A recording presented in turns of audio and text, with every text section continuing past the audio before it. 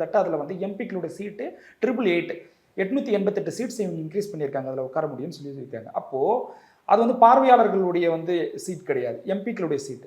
அதே மாதிரி one India one nation எலெக்ஷனை பற்றி பேசுகிறாங்க. எலெக்ஷன் கமிஷனில் இருக்கக்கூடிய அந்த எலெக்ஷன் கமிஷனரை தேர்ந்தெடுக்கக்கூடிய அதிகாரத்தை இவங்க என்ன பண்ணாங்க, முன்பு இருந்த நீதிமன்றத்துக்கு இருந்த அதிகாரத்தை கர்டைல் பண்ணி 2:1 ரேஷியோ, பிரதமர் அமைச்சர் எதிர்கட்சி தலைவர், பிரதமர் அமைச்சர் யார் முடிவு பண்றாங்களோ அவங்க தான் வருவாங்க அப்படின்ற மாதிரி இவங்க அந்த விஷயத்தை மட்டும் விட்டுட்டாங்க. அதை சுற்றி இருக்கக்கூடிய எல்லா சூழ்நிலையும் ஏற்படுத்திட்டு தான் கொஞ்சம் கொஞ்சமாக அந்த இடத்தை நோக்கி நகர்றாங்க. இப்போ நான் என்ன சொல்றேன்னா, எங்களுக்கு ஒரு ஐயப்பாடு இருக்கு. இப்போ எங்களுக்கு சீட்ஸ் வந்து 10 சீட்டு குறையறதுக்கு வாய்ப்பு இருக்கு, இல்லை 10 சீட்டு எங்களுக்கு இன்க்ரீஸ் ஆகணும், உத்தரப்பிரதேஷ் போன்ற மாநிலங்களுக்கு அதோடைய டிராஸ்டிக்கான ஒரு இன்க்ரீஸ் ஆக வாய்ப்பு இருக்குன்னு நம்ம சொல்றோம்ல. இப்போ இது முதல்ல வந்து இந்த பயத்தை போக்கக்கூடிய அதிகாரம் யாருக்கிட்ட இருக்கு? இப்ப எலெக்ஷன் கமிஷன் தான் வந்து தெளிவா சொல்லாத போது நீங்க பயப்பட்டீங்கன்னா அது யாருடைய தவறு?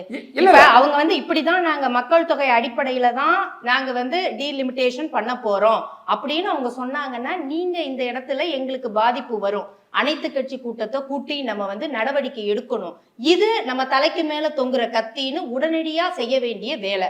ஆனா அவங்களுக்கே ஒன்றிய அரசுக்கே கிளாரிட்டி கிடையாது. அங்கதான் நான் என்ன சொல்றேன்னா, கான்ஸ்டிடியூஷனல் 84th அமெண்ட்மெண்ட்டை வந்து நான் பேசுறேன். கான்ஸ்டிடியூஷனல் 84th அமெண்ட்மெண்ட்ல என்ன சொல்றாங்கன்னா, 2026 மக்கள் தொகை கணக்கெடுப்பின் பிரகாரம் இவங்க டீலிமிட்டேஷன் பண்ண வேண்டிய சூழல் ஏற்பட்டுடுச்சு. இப்ப நம்ம சொல்றோம்ல, எனக்கு ரெடியூஸ் ஆயிடும். ஏற்கனவே 25 வருஷம் நீங்க சொல்றது 25 வருஷம் தள்ளி போனது தானே. முதல் தடவை பண்ணும்போது 25 வருஷம் தள்ளி வைக்கப்பட்டது. அடுத்த முறையும் வந்து அதே மாதிரி 25 வருஷம் கழிச்சு இப்ப 26. இது உடனே நடக்குமா? இனிமே அது மக்கள் தொகை கணக்கெடுப்பு நடக்கணும். மக்கள் தொகை கணக்கெடுப்பு சும்மா எடுக்க முடியாது, சாதிவாரி கணக்கெடுப்பும் அவங்க நடத்தணும். அதுக்கு அவங்க ஒன்றிய அரசு இன்ன வரைக்கும் ஒத்துக்கல. அப்ப இதெல்லாம் இப்போ உடனே நடைமுறையில சாத்தியமாகக்கூடிய விஷயம் இல்லை. அப்படி இருக்கும் போதே இதுக்கு ஏன் வந்து இவ்வளவு தூரம் நம்ம வந்து அர்ஜென்டா பண்ணணும்? இப்ப நம்ம இதை கான்சென்ட்ரேட் பண்றதுக்கு ஏதாவது ஒரு காரணம் இருக்குதா? காரணம் இருக்கு. ஏன் காரணம் இருக்குன்னா, அதுதான் சொன்னேன் நான், 84th அமெண்ட்மெண்ட்ல நம்ம பண்ண வேண்டிய தேவை இப்ப சூழல் ஏற்பட்டிருக்கு. சரி, இப்படி ஒரு பயம் எனக்கு இருக்குன்னு சொல்றேன்ல, இதை அவங்க எப்படி போக்குவாங்கன்னா, பீகாருக்கு இத்தனை தொகுதி எல்லாம் வந்து இன்க்ரீஸ் ஆகிறதுக்கு வாய்ப்பு கிடையாது.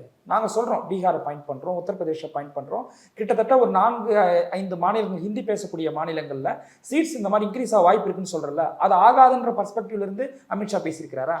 தமிழ்நாட்டுக்கு குறையாதுன்னு தான் பேசுறாரு. என் பயம் எனக்கு குறையிறது ஏறுறது கிடையாது.